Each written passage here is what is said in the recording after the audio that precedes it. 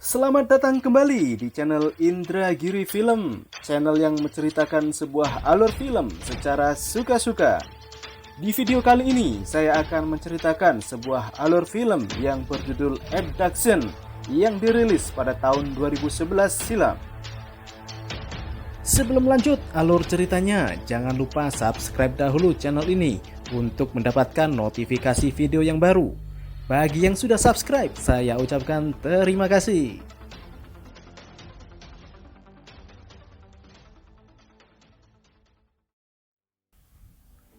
Film bermula saat tokoh utama dalam film ini yang bernama Nathan datang ke sebuah pesta bersama dua orang temannya.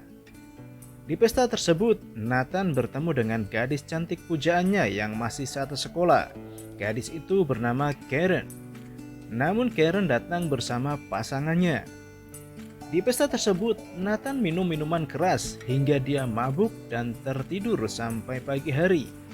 Tak lama berselang, ayah Nathan datang menjemputnya dan membawa pulang Nathan.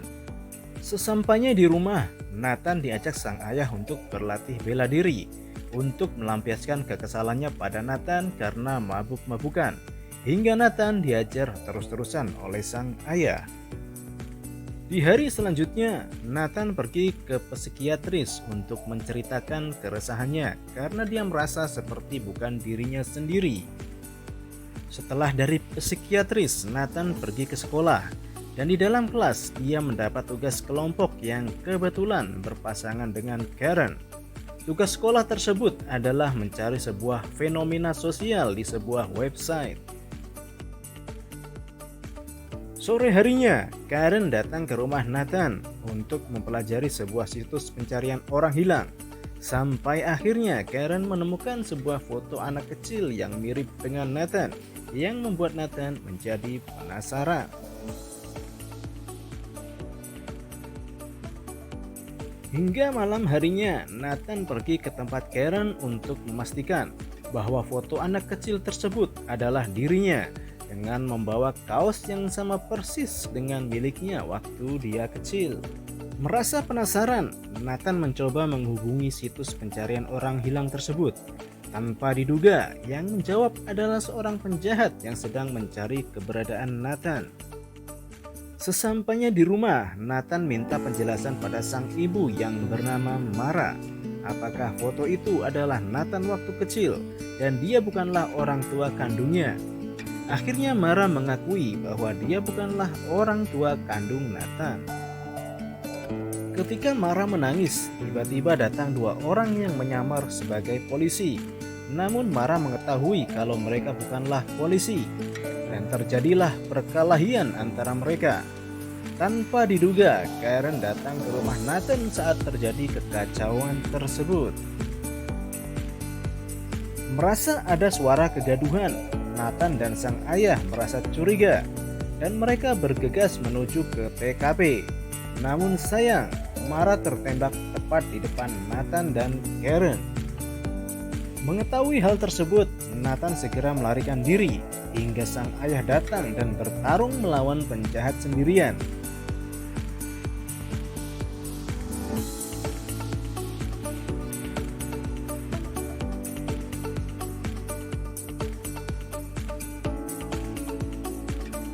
Melihat Mara terbunuh, Kevin menyuruh Nathan lari. Namun justru Kevinlah yang tertembak tepat di depan Nathan. Nathan segera melarikan diri, namun dia ingat bahwa Karen masih berada di rumahnya. Akhirnya dia memutuskan untuk kembali menolong Karen dan bertarung melawan penjahat yang dimenangkan oleh Nathan. Ketika Nathan akan membunuh penjahat itu, dia diberitahu bahwa rumahnya telah dipasang bom. Tanpa babi bu, Karen dan Nathan langsung bergegas berlari keluar rumah dan boom! Nathan dan Karen segera ke rumah sakit untuk merawat luka-lukanya. Dan di sisi lain, para penjahat yang dipimpin oleh Nikola Kozlov datang ke Amerika untuk mencari keberadaan Nathan. Ketika berada di rumah sakit, Nathan ditelepon oleh agen CIA bernama Frank Barton untuk menawarkan bantuan. Namun Nathan tidak mempercayainya.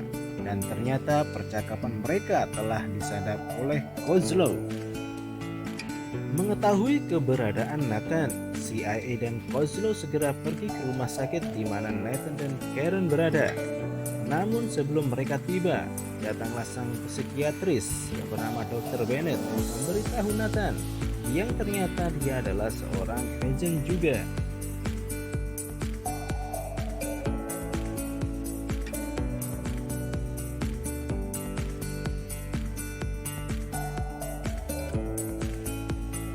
Hingga akhirnya Dr. Bennett, Nathan dan Karen berhasil kabur dari rumah sakit. Namun Kozlow mengetahuinya dan mengejar mereka. Di tengah perjalanan, Dr. Bennett memberitahu bahwa dia adalah seorang agent dan memberi flashdisk serta alamat rumah orang tua Nathan. Dr. Bennett menyuruh Nathan dan Karen untuk melompat keluar dari mobilnya agar dia bisa kabur dari kejaran Kozlow. Ketika Nathan dan Karen berlari di pepohonan, dia melihat mobil Dr. Bennett meledak. Sampai akhirnya mereka terus bersembunyi hingga pagi hari. Di kantor CIA, Frank Burton menjelaskan bahwa penjahat yang mengejar Nathan adalah Nikola Kozlow. Namun jaringan komunikasi mereka disadap oleh anak buah Kozlow. Setelah esok tiba, Nathan dan Karen bergegas menuju alamat rumah orang tuanya. Di sana dia menemukan tas milik orang tuanya yang berisi ponsel yang terenkripsi dan foto ibunya. Di foto tersebut ada sebuah tulisan di mana ibunya dimakamkan. Tanpa berpikir panjang, Nathan dan Karen datang ke tempat pemakaman ibu Nathan yang bernama Lorna Price. Di kuburan itu, Karen mencurigai ada seseorang yang belum lama datang ke situ karena bunga yang belum layu. Karen dan Nathan menanyakan kepada petugas makam siapa yang datang mengunjungi makam ibu Nathan, dan alamat orang tersebut berada di Omaha, Nebraska. CIA mengetahui kalau Nathan dan Karen berada di makam Lorna Price. Begitu juga Kozlow, maka mereka segera mengikuti jejak Nathan.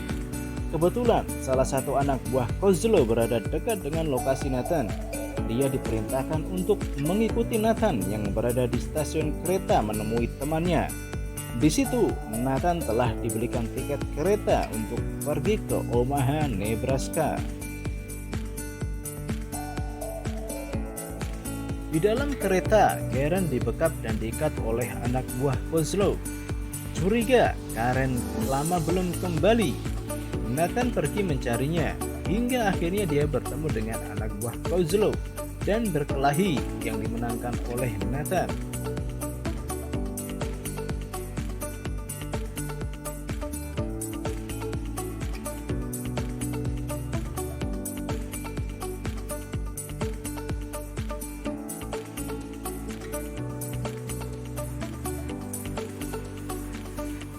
Setelah lepas dari ikatanya, Karen kembali menemui Nathan dan segera turun dari kereta.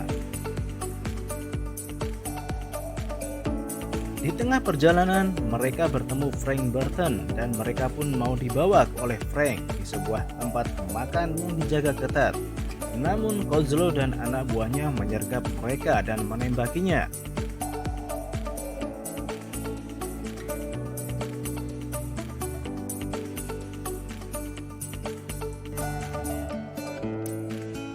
Mengetahui dalam bahaya, Frank Burton dan asistennya pura-pura mati. Dan Nathan berhasil kabur bersama Karen. Dan di perjalanan itu, Kozlow menelpon Nathan untuk bertemu dengannya.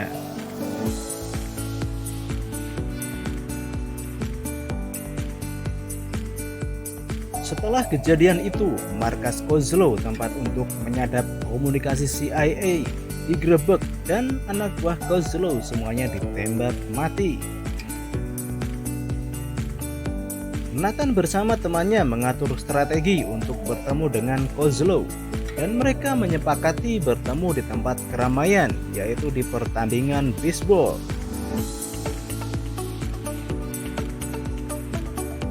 Frank Burton dan anak buahnya juga mengetahui kalau Nathan dan Kozlow bertemu di tempat tersebut. Nathan menelepon Kozlov kalau tiket masuk ke dalam stadion hanya untuk satu orang dan berada di bawah kaki patung pintu masuk stadion.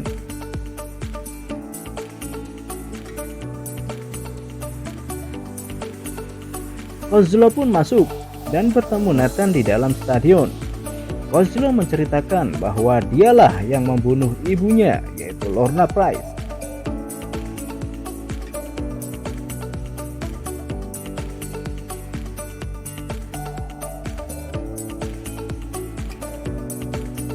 Di situ, Nathan sudah mempersiapkan pistol di bawah bangkunya, namun Kozlov sudah mengetahuinya dan diambil olehnya.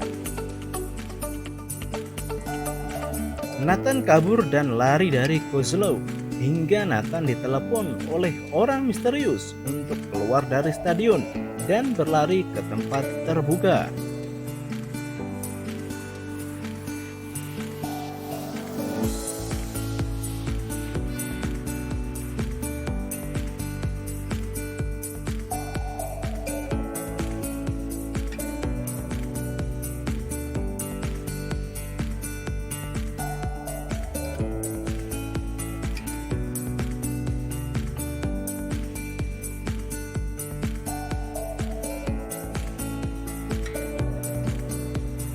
Nathan berlari dengan kaki yang terkilir. Dia disuruh berhenti dan akan ditembak oleh Kozlov. Namun ketika dia berhenti dan berbalik, dia melihat Kozlov telah ditembak oleh seorang misterius yang meneleponnya tadi.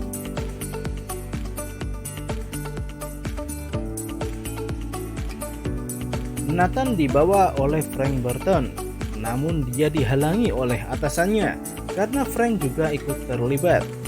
Orang misterius itu menelepon Frank untuk berbicara dengan Nathan. Orang misterius tersebut menjelaskan bahwa dia akan menjaga Nathan dari kejauhan saja.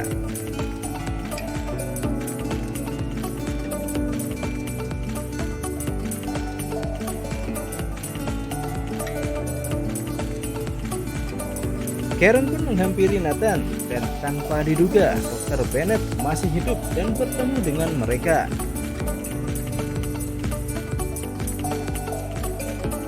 Di akhir film, Nathan dan Karen bermesraan di dalam stadion.